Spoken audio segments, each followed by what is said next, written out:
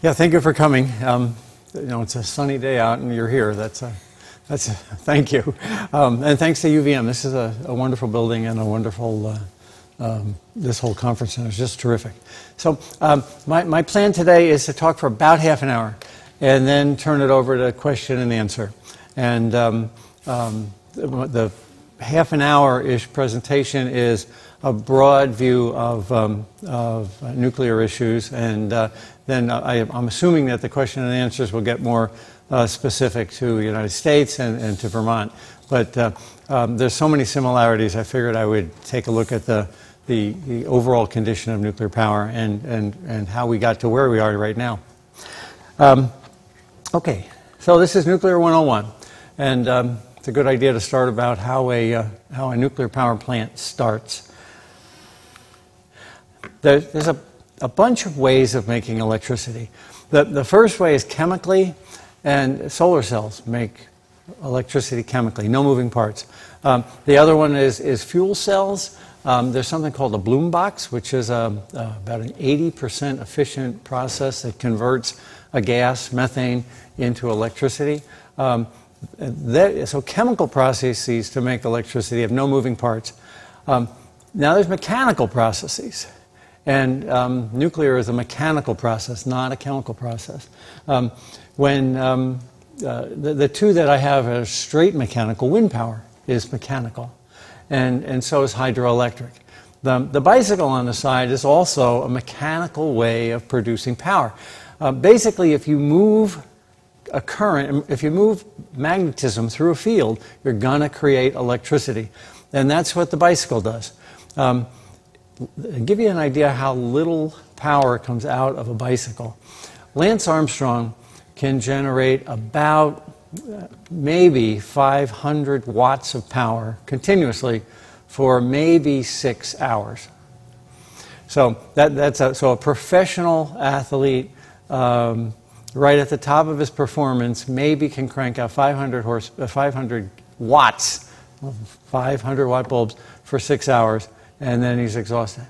Now, so 500 times 6 hours is 3,000 watts, or 3 kilowatts. Now, we pay about 10 cents for a kilowatt. So having Lance Armstrong in our basement for 6 hours, pumping on a bicycle frantically, is going to generate about 30 cents worth of power. Now, and Lance Armstrong's going to need 5,000 calories of food. So it's going to cost about $50 to feed this guy to get you but mechanical generation of power through bicycles is not recommended, that's for sure. So as long as you can get a generator moving, you're going to get electricity. So that's mechanical power. The bicycle, the hydroelectric, again, instead of having Lance Armstrong on the pedals, you're running the Winooski River so that's mechanical power. Within mechanical power is steam power. And that includes burning coal, burning oil, burning gas, and nuclear power, as well as geothermal. As long as there's a heat source involved, and you can convert that to steam, sooner or later you're going to be able to make electricity. So it's interesting. I mean, we've been burning fuels to boil water for a couple thousand years anyway. And it was just in the 1800s, end of the 1700s, when they figured out how to make a steam engine. And then, of course, steam engines evolved into steam power plants. And it's interesting, nuclear power was discovered, well, radiation was discovered about 110 years ago. Nuclear power itself was about 80 years ago. And it's the least efficient way of making electricity through steam. And we'll talk about that in a minute, but remind me that when we get back to that slide, nuclear has the lowest efficiency in converting the power into electricity of all these things. So the newest technology is actually the worst as far as the thermodynamic effects. What that means is it pumps out about 40% more heat per kilowatt into the river. So Vermont Yankee, if Vermont Yankee was a coal plant, there are other issues, but as far as the heat goes, the heat from that plant would be much less than the heat from Vermont Yankee because of this inefficiency in the nuclear plant. So anyway, we've got a set of different ways of boiling water, and the most recent way of boiling water is nuclear, and it's the least efficient. Now, Albert Einstein had it right. He said nuclear power is one hell of a way to boil water. I checked that reference 3 times, and it's not just a one-source reference, by the way. Okay, so how does a nuclear plant work? First off, what differentiates nuclear from the others is that all the others, burning coal, burning oil, all involve a chemical reaction of electrons.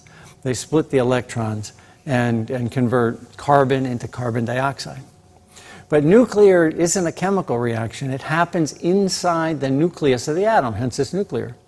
So that atom splits. A neutron, that's that little green thing on the left, collides with a uranium-235 atom and splits it in half. Now, there's a good part of that. A lot of heat is generated.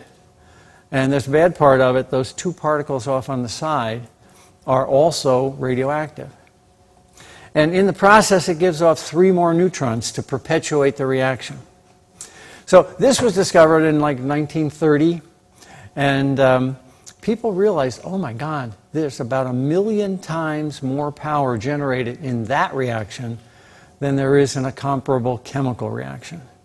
And that's the big difference, is that pound for pound, uranium gives off an awful lot more energy than a pound of carbon. So the advantage is the heat in the middle per pound. The disadvantages are those 2 particles that float off, and we'll talk about those in a minute. So about the end of the 1930s, people realized that not only did uranium split, but it split in such a way that it could then send off other neutrons that could cause more splitting, that could cause more splitting, that could cause more splitting, and this is the nuclear chain reaction. Now, Albert Einstein recognized this in like 1938 and wrote a letter to President Roosevelt saying, you could make a heck of a bomb with this. And it's and based on Einstein's letter, the Manhattan Project began. But so a chain reaction, they discovered that a nuclear atom split in half and gave a lot of energy. And about 5 years later, they said, oh my God, we can tie these things together and it will self-perpetuate. So this is how Vermont Yankee works. There are millions of these disintegrations every second inside Vermont Yankee. So on the far side of this slide, that's occurring millions of times a second. And that's what's creating all the heat that Vermont Yankee and any other nuclear unit uses. All right, now how do you put this stuff to use?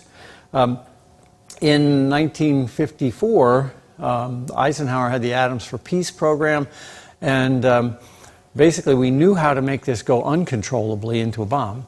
And the scientists said, well, we think we can control it and make a power plant out of it. And the first one was Shippingport, and then the Nautilus came by, and from there we've moved into commercial power. But it started as a military program with the Nautilus and the Navy program. But they all work the same way. This is a boiling water reactor, like Vermont Yankee.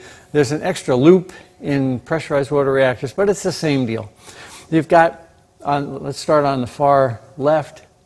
You've got a heat source. Now, in a nuclear plant, that's a nuclear core.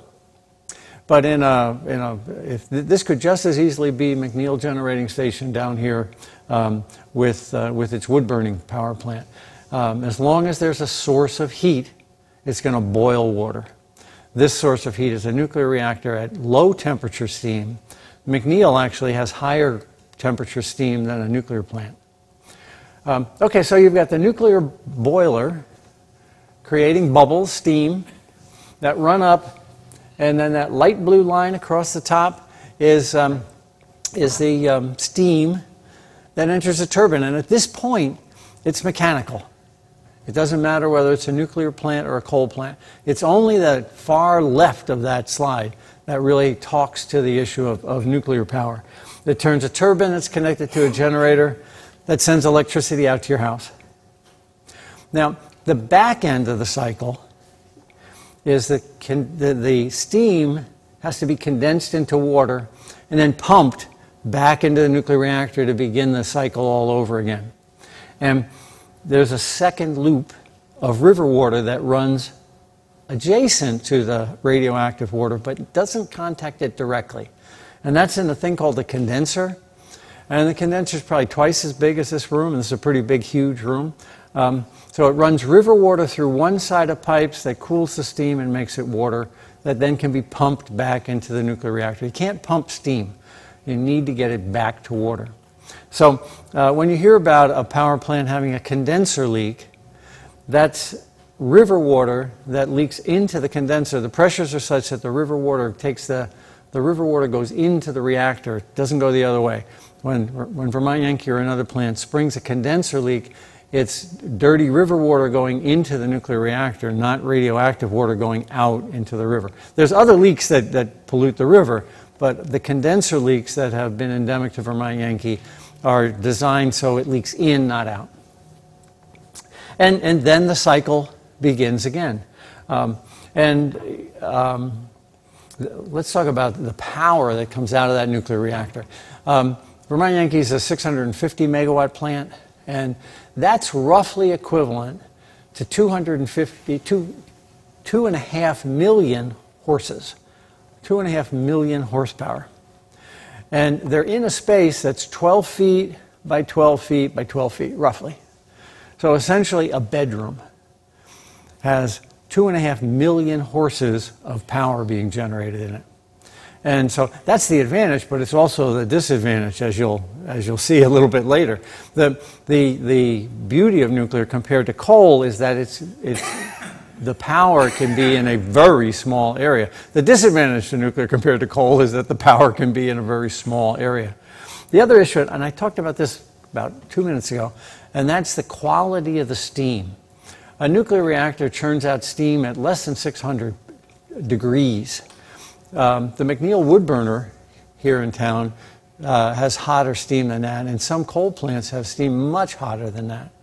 The reason is the hotter the steam, the more efficient can be the turbine. But a nuclear plant can't have hot steam because then the fuel will begin to melt.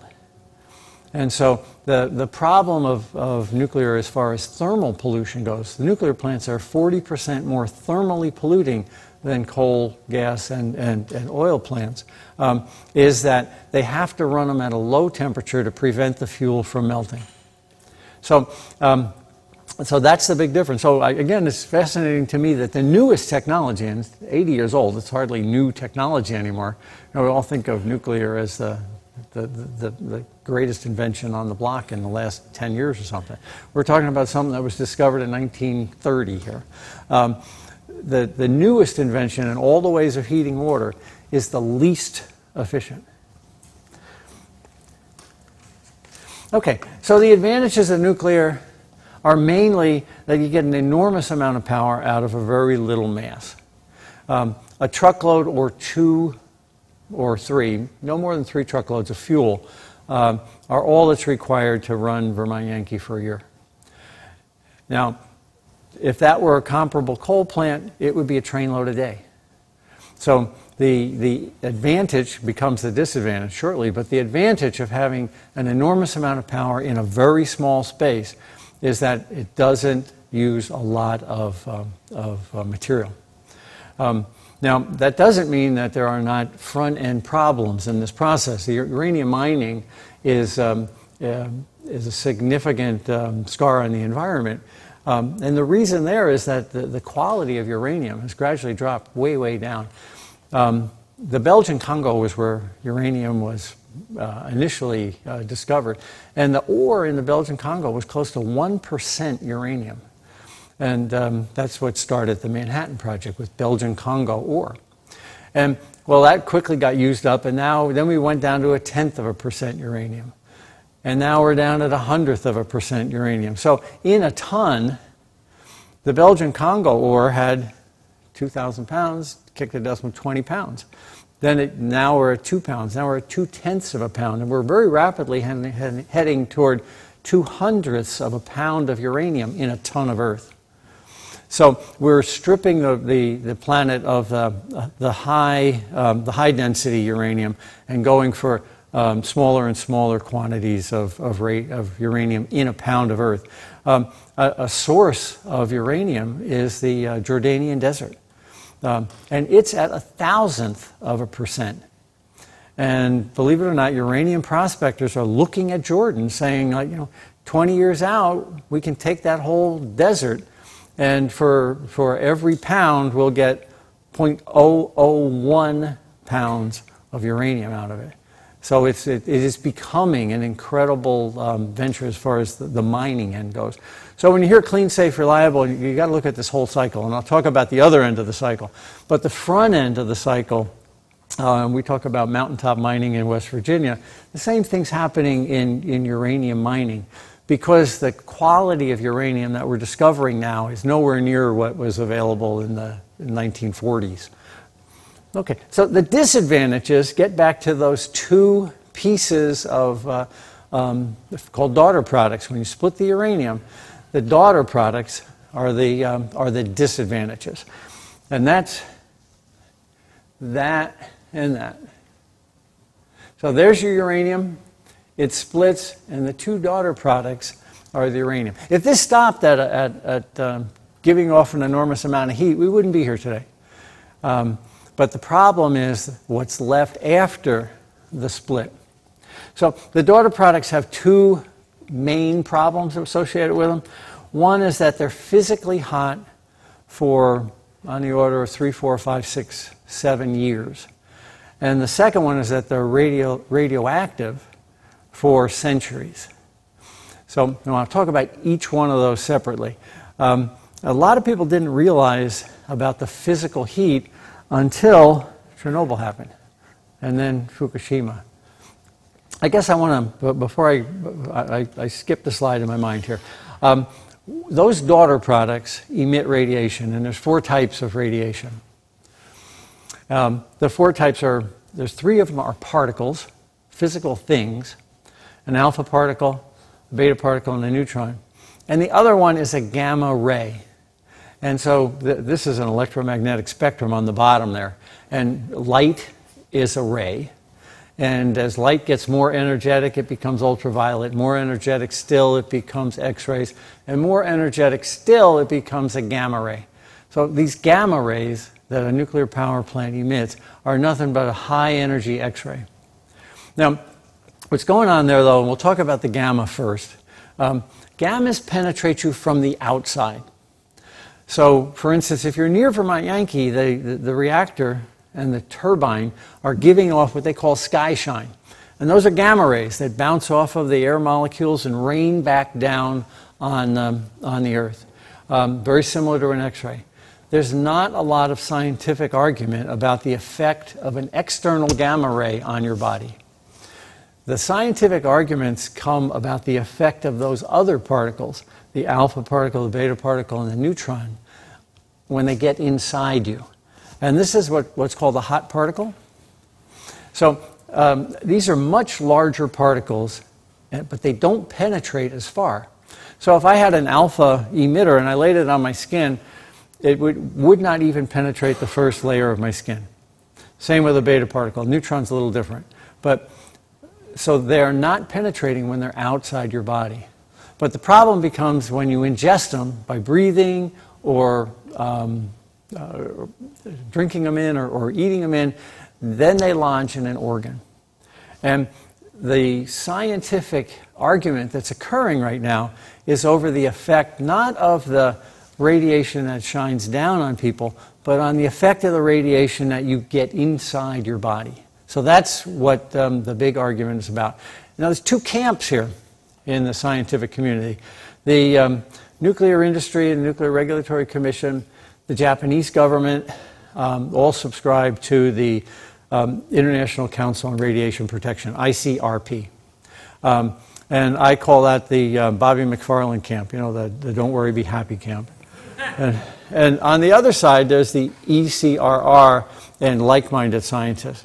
And the issue is what that radiation does when it gets in your body. Yes? What's the European Commission on Radiological Risk. There are other groups too, but just on the opposite poles there are some other ones. Yes, ECRR is European Commission on Radiological Risk. Yes. You said there's no real argument about the effects of gamma rays in sky shining, but it's not clear. Could you clarify what the agreement is? When you hear, you get about as much radiation flying in an airplane.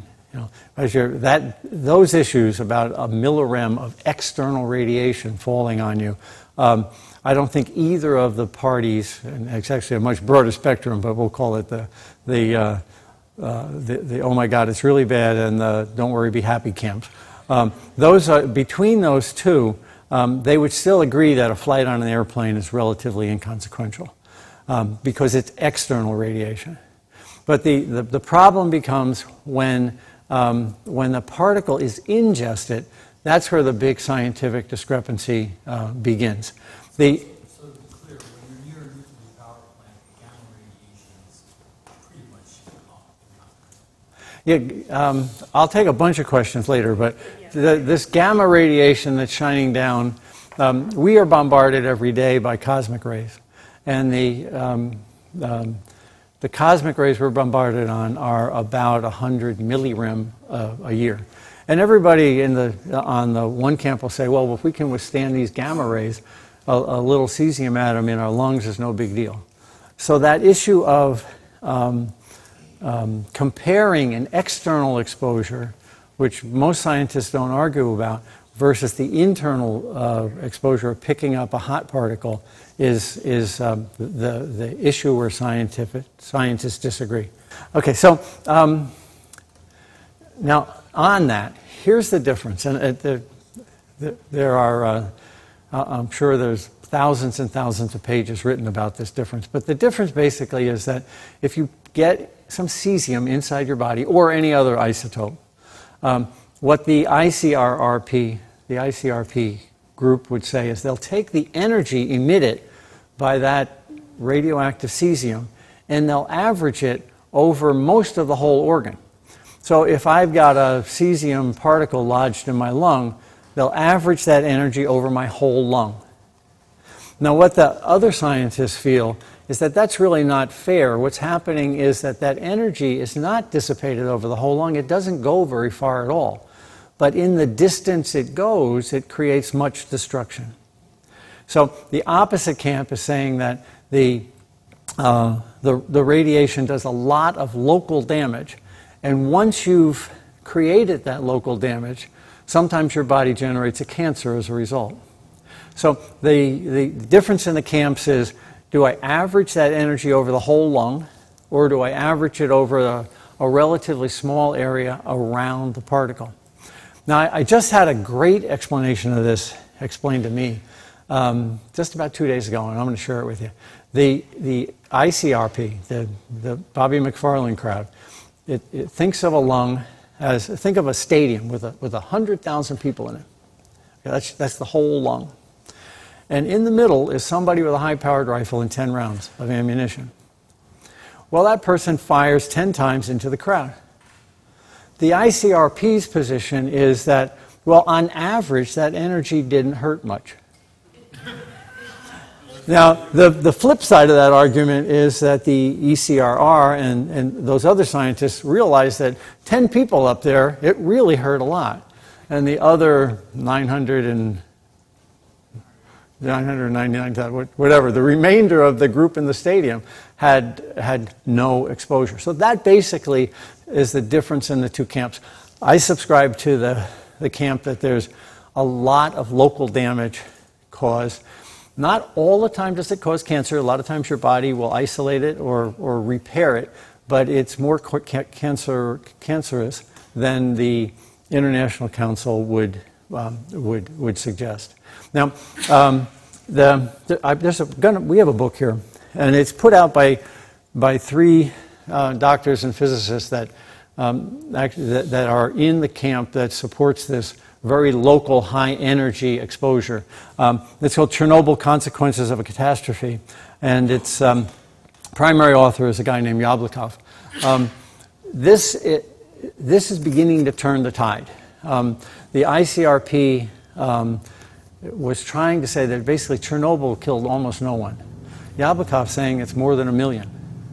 And the data on Chernobyl is beginning to support Yablokov as opposed to the ICRP. So I think the tide is changing here.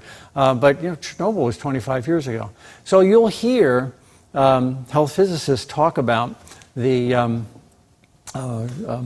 health physicists or people that do this for a living.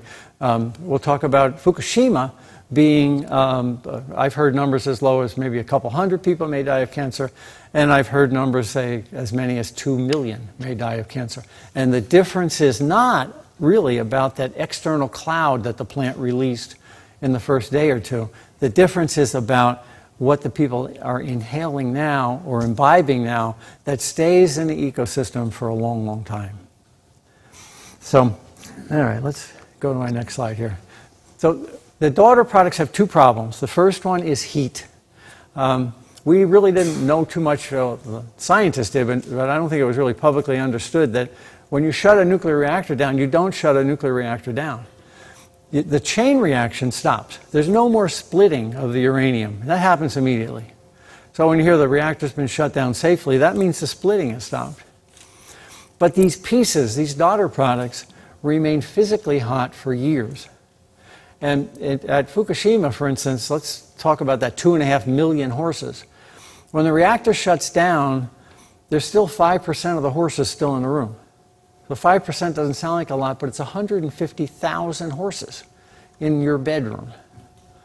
That's a lot of heat that has to be gotten rid of. And of course, at Fukushima, they didn't get rid of the heat, and the consequences are right there to be seen. Now, Fukushima is exactly the same as Fukushima 2 and 3 are exactly the same as Vermont Yankee. Fukushima 1 is slightly older. And if you look at it from left to right, it's Fukushima 1, 2, 3, and 4. And this picture was taken before Unit 4 blew up, but while Unit 4 was on fire. So the 2 smoldering buildings there are Unit 3 and Unit 4. Their containments are designed to contain the radiation. I think we can all agree it didn't work. It didn't work not just once, not just twice. It didn't work 3 times out of the 3 times it was tried. So this is the first real test of a boiling water reactor containment, and it went 0 for 3. The consequences there will be determined over years and years. So Vermont Yankee has the same containment. There's a vent on the containment that was designed to be opened. Now this is interesting because this containment was designed by guys using slide rules in the 60s. By the early 70s, the Nuclear Regulatory Commission realized that this containment was not a good design. And there's actually memos that say we never should have licensed this, but if we say no now, we'll kill the industry. So then in the 80s, they realized this is a really bad design, so the vents were added in the 80s to a design that was built in the 60s. Containment and venting don't go together. You know, if you're going to contain something, the last thing you want to do is open a spigot to let it out. And what happened at Fukushima is these containment vents that were added in the 80s to correct a problem from the 60s didn't work anyway. There's 23 reactors in the United States identical to this. Vermont Yankee's 1, Pilgrim's 1, Oyster Creek is 1 on the East Coast. Inland, there's a bunch in Illinois, right near Chicago. There's the Dresden units, for example, are right near Chicago. And those are even older. Those are very similar to Fukushima 1, which is the first one to blow. And then there's some in the south, Hatch and Browns Ferry at Tennessee Valley Authority. So they're spread out throughout the country. And then there's another couple dozen elsewhere, including Germany. And Germany actually decided to shut those down now, not 10 years from now, but they're shutting down these old boiling water reactors now. And then there's a bunch in Japan, too. So this containment design that was designed to contain this heat from that splitting didn't work.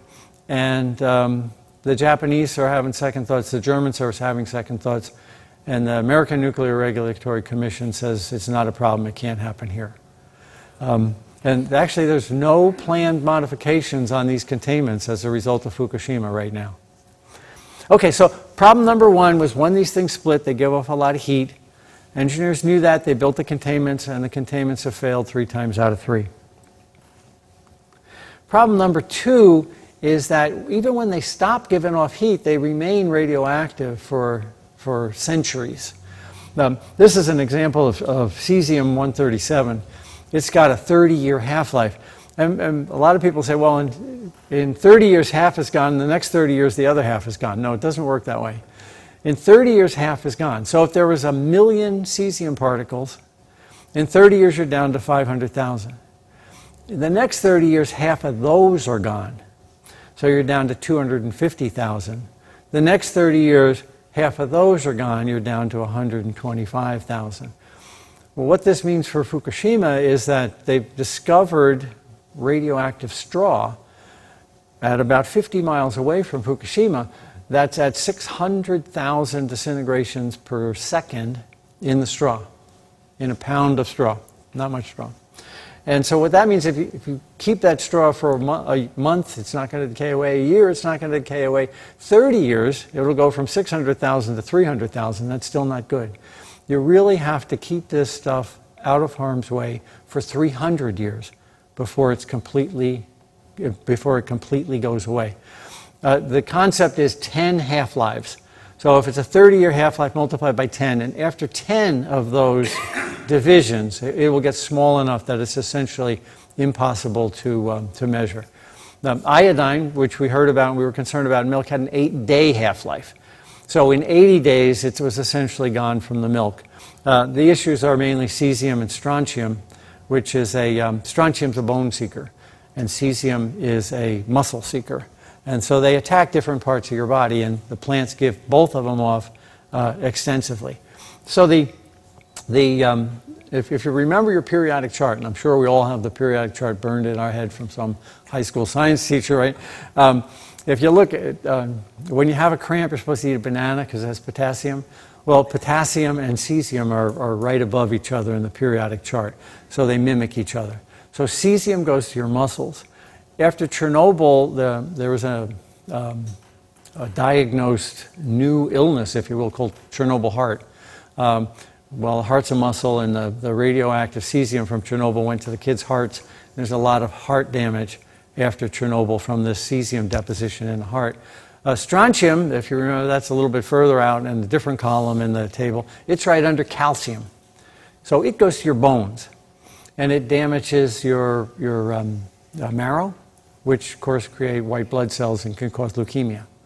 So depending on the isotope, they have different organs which they attack. Okay, let's flip and see where we're next. Okay, now there's one other problem that that doesn't revolve around the splitting of the atom. A uranium-235 molecule can split and create the heat. Well, only about 5% of the molecules in that reactor are uranium-235. The others are uranium-238. Uranium-238 doesn't split. What it does is it absorbs a neutron. That's what that top line is. The blue N hitting the yellow U is uranium-238 being hit by a neutron. It goes through a couple of very quick changes, and in the next day becomes plutonium. Now, plutonium is not a radioactive daughter product. It didn't result from uranium being split. It resulted from uranium-238 picking up a neutron. And it basically becomes a bigger, newer molecule. Now, it's got a half-life of 24,000 years. And so if we use this analogy again, a million in 24,000 years becomes 500,000, in 24,000 years becomes 250,000, becomes 125,000, 75,000 years in the future. So we're creating a waste in plutonium that remains radioactive for 10 half-lives, or 250,000 years. Now, this is a dollar bill. This is roughly a gram.